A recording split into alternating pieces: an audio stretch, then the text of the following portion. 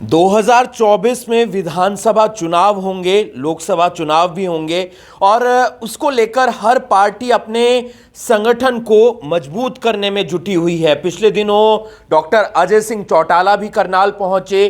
कांग्रेस के भी लगातार प्रदर्शन चल रहे हैं, उनकी मीटिंग चल रही है। मुख्यमंत्री मनोहर लाल जब यहां पर आते हैं तब वो भी अपने कार्यकर्ताओं के साथ मीटिंग करते हैं, संगठन को मजबूत बनाने का प्रयास करते हैं और आने वाले दिनों में दुष्यंत चौटाला करनाल आ रहे हैं। 26 तारीख को करनाल में एक सम्मेलन किया जा रहा है जहां पर कार्यकर्ता जुटेंगे और किस तरीके से पार्टी को मजबूत किया जाए वो रणनीति उस सम्मेलन में बनाई जाएगी। हमारे साथ तमाम जेजेपी के नेता मौजूद हैं। क्या कुछ कार्यक्रम रहने वाला है? दुष्यंत चौटाला करनाल आ रहे हैं, कार्यकर्ताओं में कितना उत्साह है? लगातार कार्यकर्ताओं के साथ आप बैठक भी कर रहे होंगे।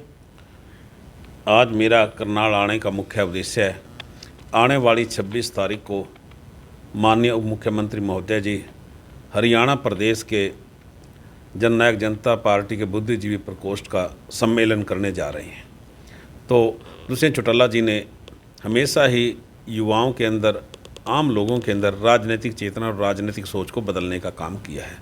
तो इस सम्मेलन के अंदर भी प्रबुद्ध लोगों के लिए यही आदेश और निर्देश होगा कि आप जनमानस के अंदर जाइए, खेत खलिहान और आम लोगों के अंदर जाइए, ताकि उनके अंदर जिस प्रकार टेक्निक और टेक्नोलॉजी का फ्लड आया है उनके अंदर एक राजनीतिक परिवर्तन हो, राजनीतिक सोच हो और प्रजातंत्र प्रणाली में वो अपने वोट का शुद्ध प्रयोग कर सकें।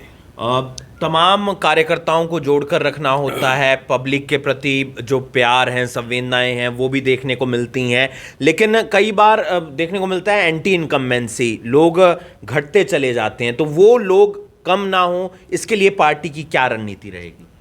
ऐसा है सर, दुष्यंत चौटाला जी, डॉक्टर अजय चौटाला जी, दिग्विजय चौटाला जी, ये एक ऐसे चेहरे हैं, ये धरती पर चलने वाले लोग हैं, ये खेत और कल्याण में पहुंचने वाला नेतृत्व है, आम लोगों के अंदर बैठने वाले लोग हैं। तो इनके पास भीड़ की कमी नहीं होती। आपके पास उदाहरण है देखने के लिए, आप चंडीगढ़ के अंदर जाइए, जितनी भीड़ दुष्यंत चौटाला जी के पास होती है और जितना वो लोगों को मिलते हैं।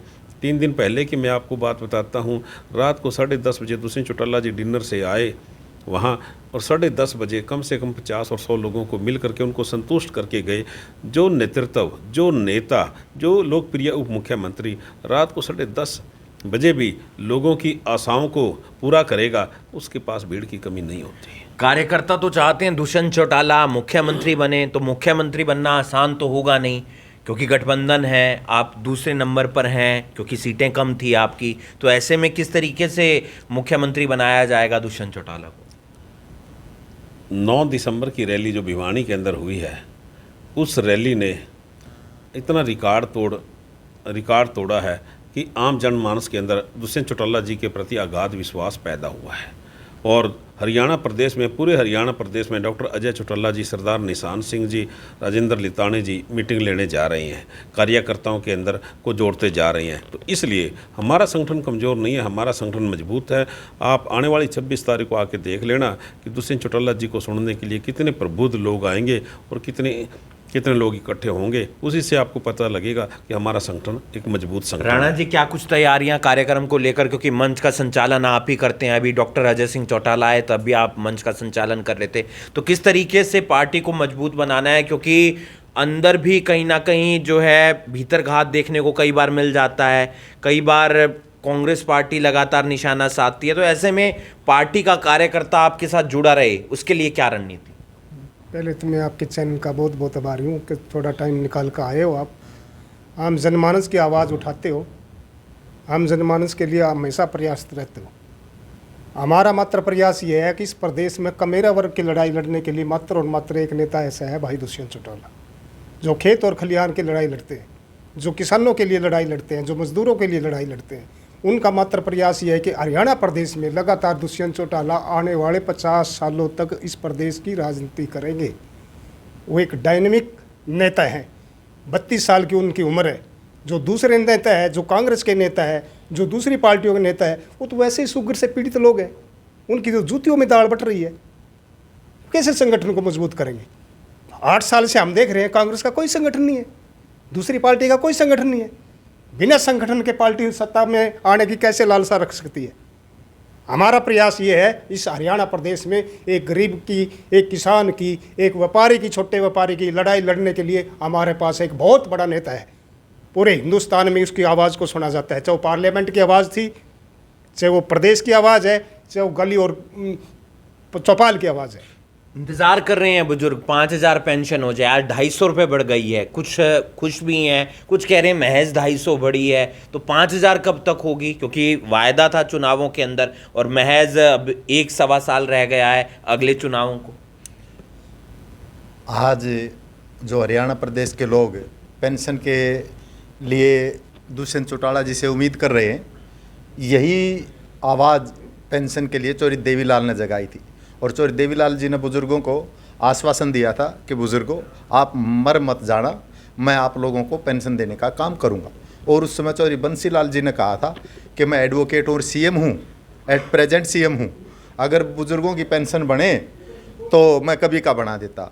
तब चौधरी देवीलाल जी का जवाब था, चौधरी बंसीलाल जी, जब मैं मुख्यमंत्री बनूंगा और मुख्यमंत्री बनने के बाद मैं आपको ये दिखाने का काम करूंगा बुज़ुर्गों की पेंशन कैसे बनाई जाती है। और चौधरी देवीलाल जी जब सत्ता में आए तो सबसे पहले उन्होंने बुज़ुर्गों की 100 रुपये पेंशन जारी करने का काम किया और अपना रेजुलेशन पास करके होगी 5,000 इस टर्म में होगी 5,000। हमारे नेता श्री दुष्यंत चौटाला जी ने जो लोगों को आश्वासन दे रखा है बुज़ुर्गों को, तो उसके लिए वो प्रयासरत है। और अब भी पीछे भी आवाज़ उठाई थी दुष्यंत जी ने और आगे भी वो आवाज़ उठाएंगे। तमाम जेजेपी नेता और 26 तारीख को दुष्यंत चौटाला हरियाणा के उप मुख्यमंत्री करनाल आ रहे हैं, कार्यकर्ताओं के साथ मीटिंग करेंगे, एक सम्मेलन रहेगा और किस तरीके से पार्टी के संगठन को मजबूत किया जाए उसकी रणनीति तैयार की जाएगी। 250 रुपये आज आम जो हरियाणा का बजट आया है उसमें बढ़े हैं बुजुर्ग पेंशन में, और ऐसे में देखना ये होगा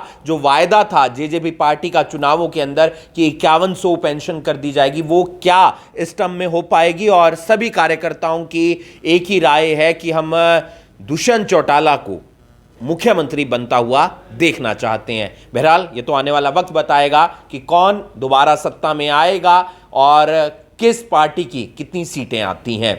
आप बने रहिए करनाल ब्रेकिंग न्यूज़ के साथ। मैं हिमांशु नारंग।